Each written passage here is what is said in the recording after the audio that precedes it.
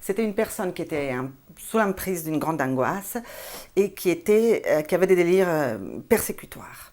Donc, qui pensait voir des extraterrestres, voir des personnes qui allaient lui faire du mal et qui était dans un état extrêmement agité et très effectivement sensible à l'entourage. Il y avait des gens autour et du coup, il était en train de faire une crise d'angoisse très très forte.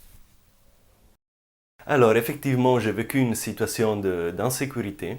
C'était une personne en état d'ébriété qui ne supportait pas la relation hiérarchique et l'a confronté. Donc, le cadre qui était posé, c'était sur le lieu de travail, en fait. Et cette personne s'est montrée très violente.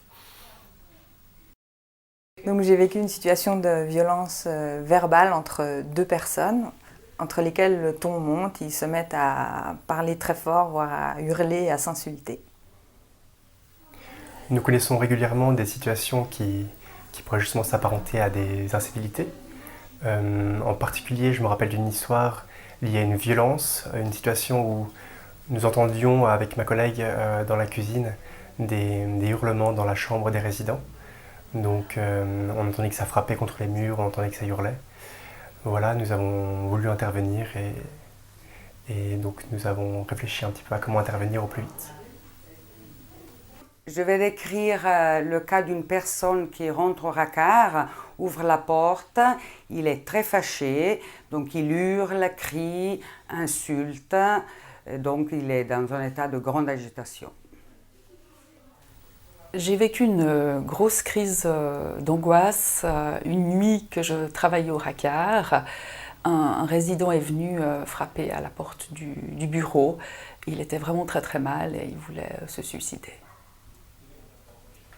J'ai vécu une situation de montée de violence où la personne avait des difficultés à gérer ses émotions et les montées d'angoisse qui pouvaient être associées avec ces émotions voilà, particulièrement violentes.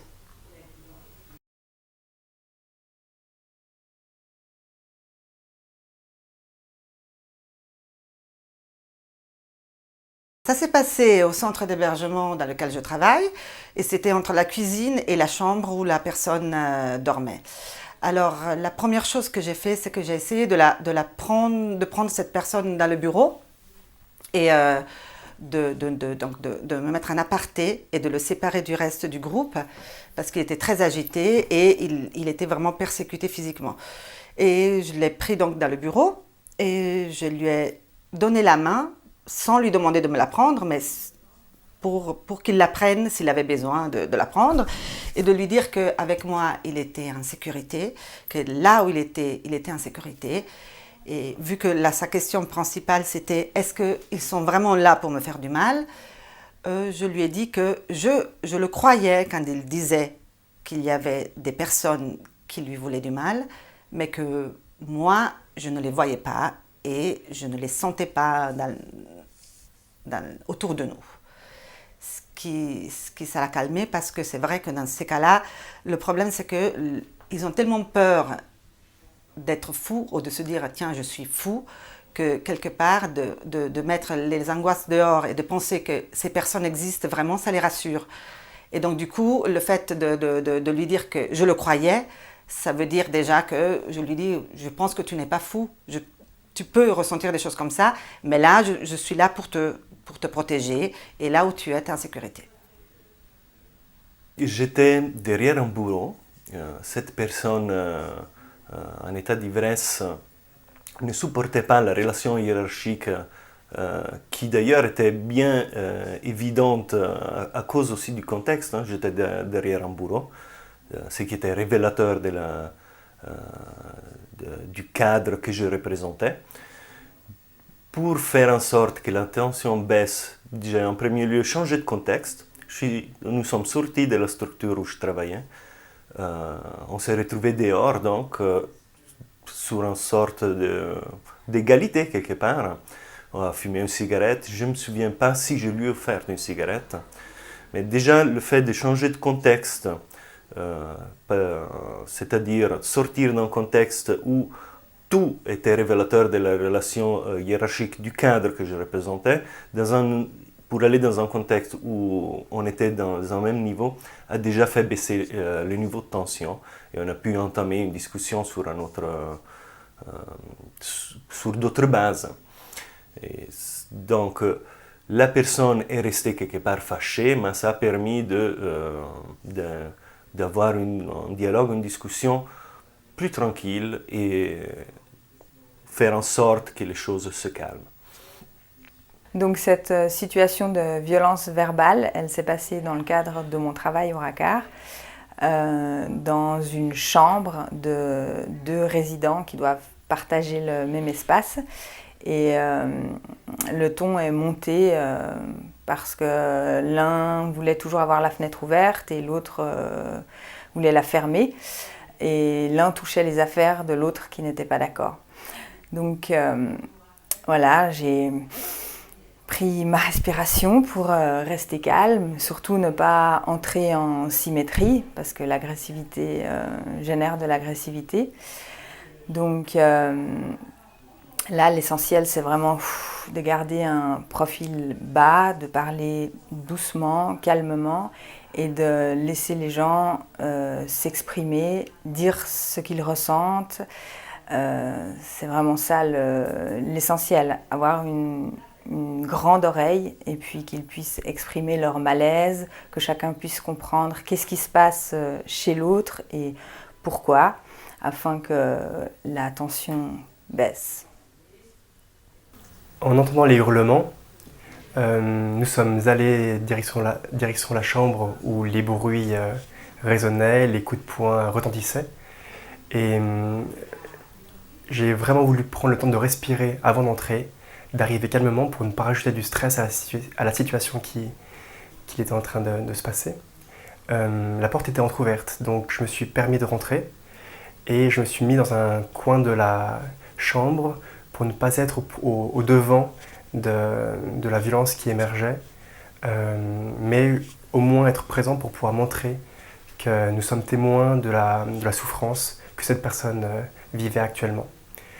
Donc j'ai continué à prendre le temps, à voir ce qui émergeait en moi et m'assurant que cette personne n'était pas en danger, ni moi-même, ni autrui. J'ai, d'un ton clair, j'ai appelé la personne, mais pas trop fort pour pas être l'objet de la prochaine cible, car il jetait à ce moment-là différents objets contre les murs. Et je lui ai rappelé donc que j'étais présent. Je l'ai interpellé à de nombreuses reprises jusqu'à que cette personne puisse s'extraire de cette souffrance qu'il avait actuellement et revenir vers moi. Lorsqu'il y a une personne qu'on constate qu'elle est très fâchée, qu'elle lance des insultes, qui est très désagréable, ce qu'il faut faire d'abord, c'est penser à soi-même, c'est-à-dire de ne pas prendre personnellement les insultes. Je crois que c'est vraiment la chose la plus importante parce que si nous, on les prend personnellement, on a naturellement la tendance de répondre par une contre-attaque, ce qui n'est fait que faire empirer la situation. Donc, il faut absolument éviter de rentrer dans une situation symétrique avec la personne afin de casser son jeu et se mettre dans une position autre que celle que la personne attend qu'on soit pour casser en fait son jeu.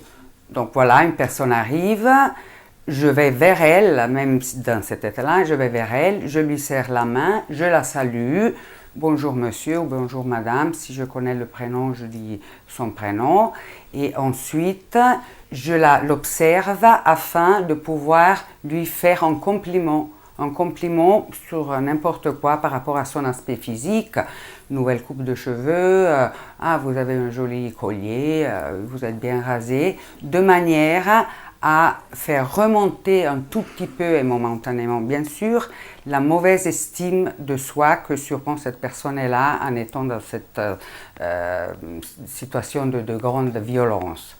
Donc c'est très important de montrer qu'on donne une attention, qu'on apporte une attention particulière à la personne pour que son image de soi-même soit un tout petit peu améliorée. Je pense qu'avec ça, la personne déjà, elle se calme et si elle est toujours fâchée, on peut lui proposer par exemple de s'asseoir.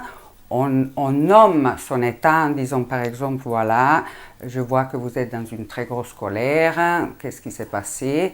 Et normalement, elle commence à raconter, peut-être au début en étant toujours avec des propos violents, mais petit à petit sa violence va diminuer et avec l'écoute et l'attention qu'on lui apporte, elle va petit à petit se calmer.